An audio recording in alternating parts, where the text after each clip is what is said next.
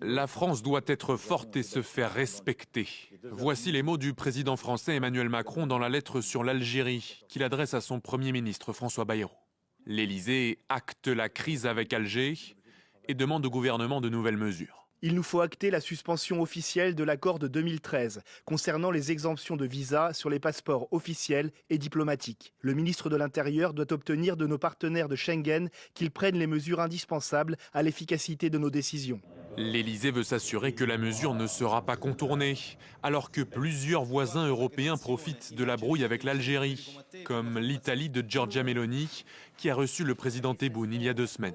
Autre point de discorde, l'impossibilité pour la France d'expulser certains ressortissants algériens dangereux, faute de coopération des autorités algériennes.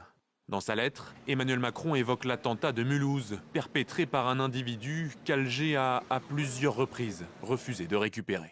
Je partage dans cette lettre l'inquiétude particulière que m'inspire la situation des ressortissants algériens les plus dangereux sortant de prison et qui ne peuvent plus être expulsés. Je vous prie d'instruire le ministre de l'Intérieur de trouver au plus vite les voies d'une coopération utile avec son homologue algérien. Pour Emmanuel Macron, cette nouvelle détérioration des relations bilatérales est aussi alimentée par le sort réservé à l'écrivain franco-algérien Boualem Sansal et au journaliste Christophe Glaise, respectivement condamnés à 5 et 7 ans de prison en Algérie.